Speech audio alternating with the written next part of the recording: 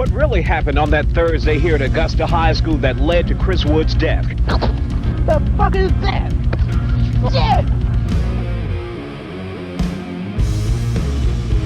Radio Free Innsmouth, episode 188. And yes, I am aware, thanks to my buddy Tommy, that I fucked up by not doing a Night in Division 187 episode on episode 187.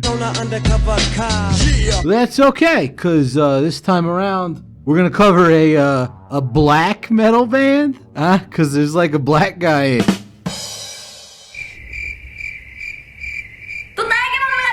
Listen, I had to make the joke, alright, or else somebody else would have done it, and they probably would have referenced In Living Color, which would have been very rude. But yeah, this week, Iron Man. I have a little bit of history with this band, and this goes way back to when I was a kid, alright? I was growing up, I played bass in the orchestra. Get to high school, still playing bass, playing some classical guitar stuff. Not really doing it because I like it, doing it because I had to do it. Eventually, I get a Metallica album, and I'm like, oh shit, music actually kicks ass. Hell yeah, dude. Excellent!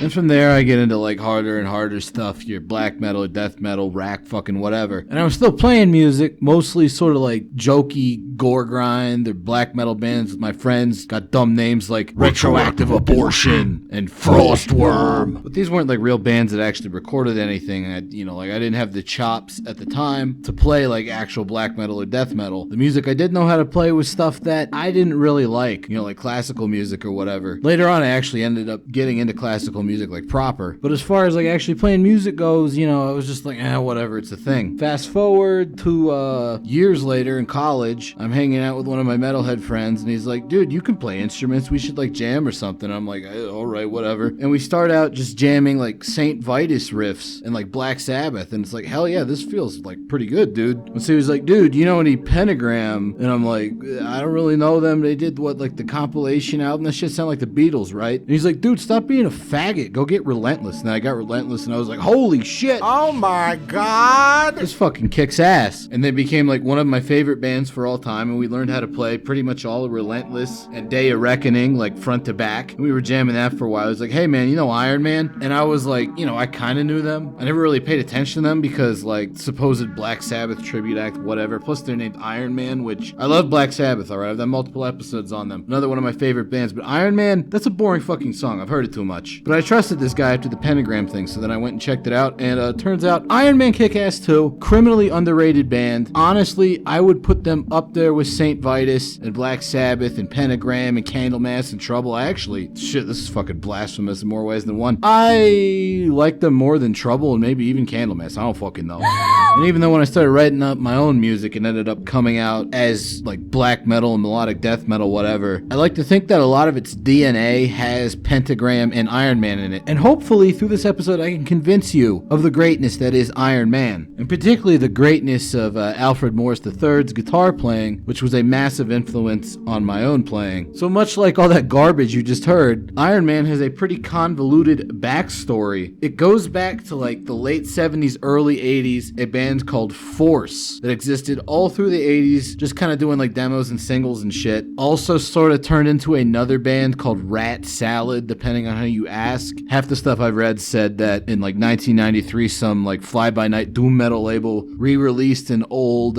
Force demo as a split with another band, called it Double Dose of Doom, and changed the band name to Rat Salad for whatever fucking reason. But anyways, yeah, this Force stuff. Once I was huge on Iron Man, I really wanted to hear like this sort of lost Force album. But here's the thing, okay? The band is called Force. The album is called Force. It comes out in 1991. Try Googling Force 1991, see what you fucking get, alright? This album was impossible to find until recently it got reissued. I don't really have the emotional connection to this album as I do with Iron Man, so I'm probably not gonna play it. Bitch made! Just kidding, of course I'm gonna play it.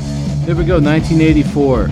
Doom metal, kinda, maybe not by the modern definition because it's so fucking fast, but it's got really good guitar playing, and it's got a chick on vocals, and she does a good job. Pay attention to the guitar playing here, because that's what sticks around, that's what's important. They actually ended up re-recording the song when they changed the band name to Iron Man and finally put out like an official, easily obtainable full length. And on that full length, they got some better production and Fucking like, like some like... way worse vocals. Ugh. All right, look, they're not terrible. They just, they grow on you, but Robert Levy compared to that lady that was singing earlier, it's not quite as good, but the production is better, and this is definitely a riff-based brand, and that's what matters. Check out this sick change-up right here, man. This is awesome. Powerful groove coming from this band. Really interesting riffs. You wouldn't, because it's like fucking like some like. They started out supposedly as like a Black Sabbath tribute band where the gimmick was they had like a couple of black members, whatever. You wouldn't expect them to have that original of a guitar style with the like lots of very Maryland doom metal sounding, like fast jumbled up riffs. If you don't know about Maryland doom metal, it's sort of connected to Pentagram, even though they're not from Maryland. They were kind of influential in all that. Then you had like Scott Weinrich, Wino, who went on to join Saint Vitus. Before he did that, he was, for a while he was in the Mentors. Who wants to see men that's nice and red? Who looks like a glam rock flag? But even before that, he had this band called The Obsessed that he later on rejoined after he left Saint Vitus. Then there was lots of other bands like Unorthodox, Internal Void, Revelation. But Iron Man wasn't just another one of those bands. As I displayed earlier, they started way the fuck back when, and they were kind of influential on all of those bands that were later on to come. So while maybe the first album didn't have the best vocals, this Levy character is still the cool dude because he started up the Stoner Hands at Doom Festival, and he ended up being the source for the re-released Force demo tape, so thank you for that. But where Iron Man starts to really, really get good is on their second album. For one, they got this new vocalist, Dan Michalak, who is way better, but also, this album probably has some of the best riffs of all time. It's maybe my favorite Iron Man album. Maybe. 이건 못 고르지. Look, if you want to know what that totally inconspicuous maybe was about, you're gonna have to keep listening. A good way to demonstrate how awesome this album is and how great of a guitar player and songwriter Alfred Morris III is to look at my favorite song on the album, Harvest of Earth. It has two very important riffs, or rather like little chunks of larger things that become riffs. One of them goes like this. And the most important note in that sequence is, and then the other one goes like, and the most important note there is, Everybody got that? 안 골라 이건. 포기, 패스. hey, hold on a second. I know what you're thinking.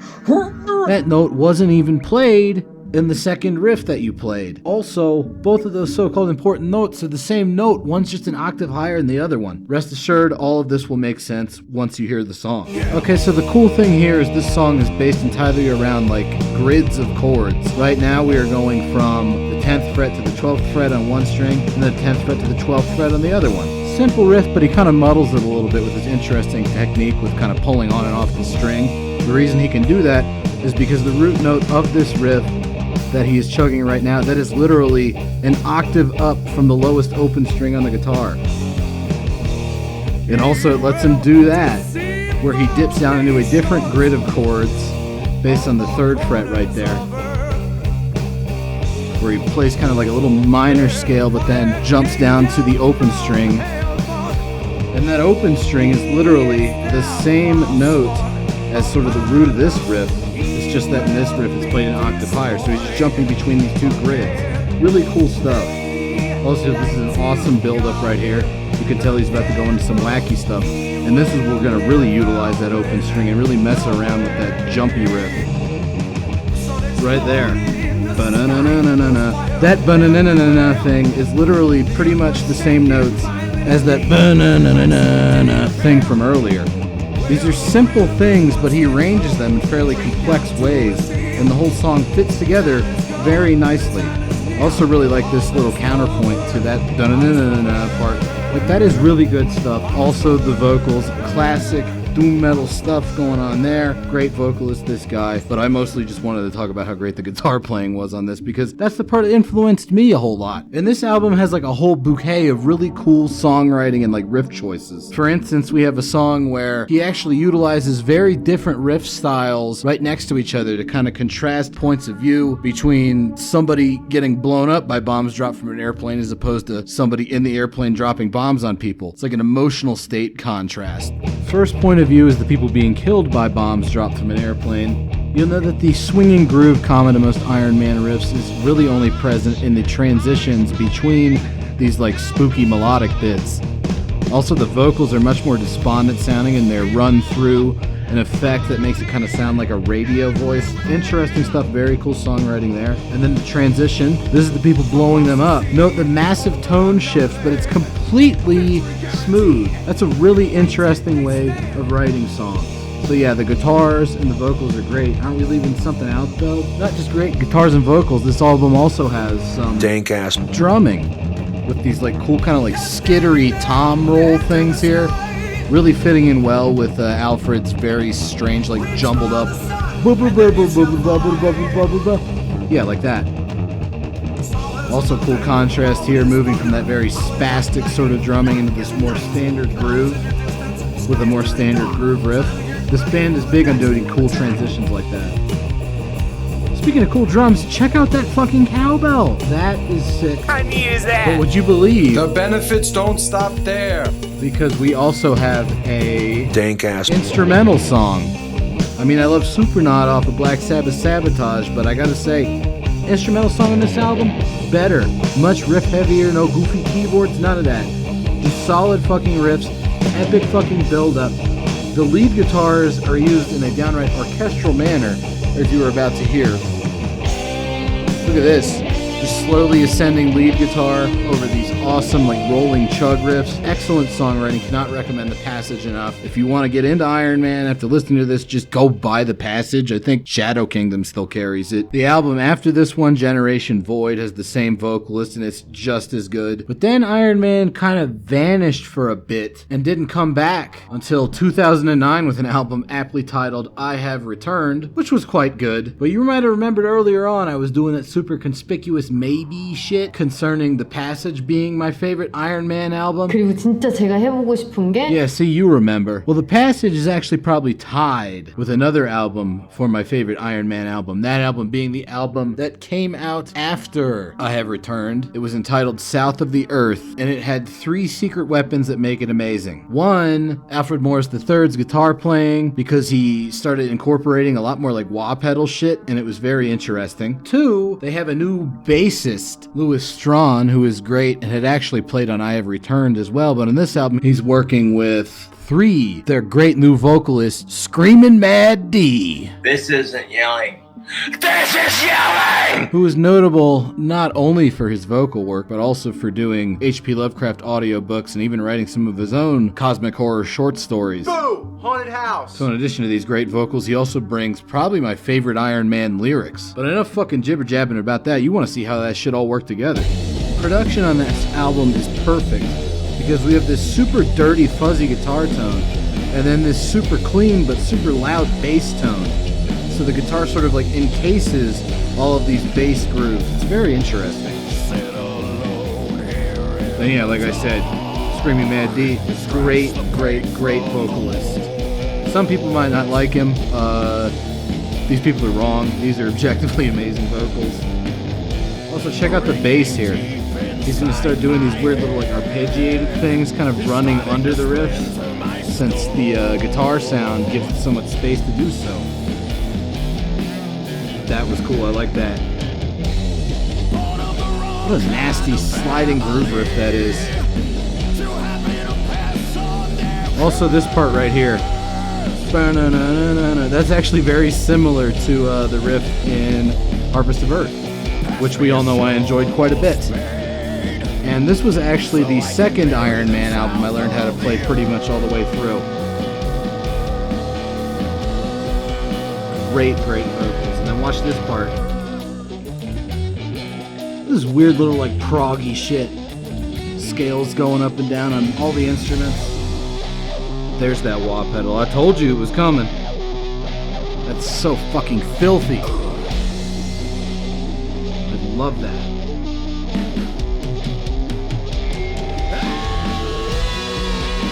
I finally get to play some of this guy's great lead guitars too, like a proper solo.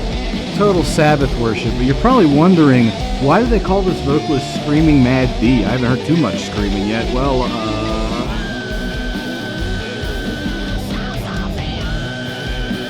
Yeah, buddy. I think that might be why he's called that, dude. Also, nice evil laugh, like that a lot. I almost kind of wish that he would just do this the whole album, but at the same time, I think saving it for specific moments and then using that really nice kind of like low tone he has most of the time works for dynamic effect. Check out this intro, it's so cool. We got this one sound, that jugga jugga jugga jugga thing, very suspenseful, and then this other sound, this like weird elephant guitar noise.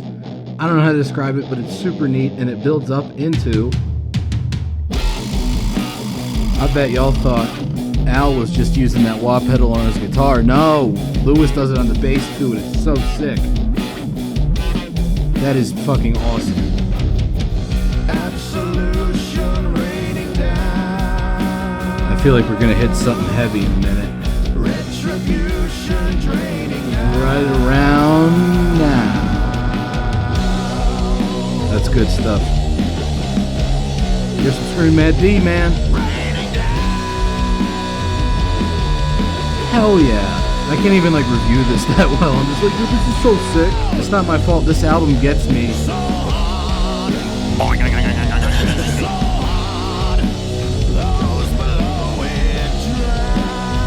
Shit, son.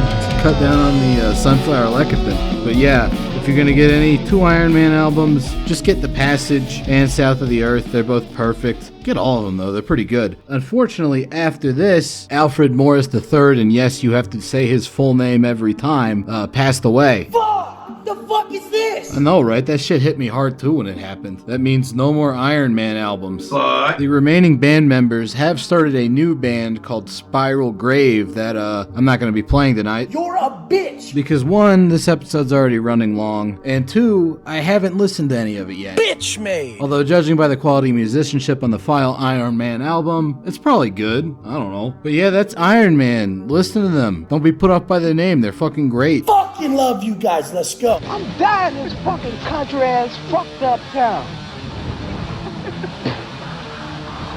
Shit flying in my mouth. The fuck, I can't see pollen. Let's get the fuck out of this country, motherfucker.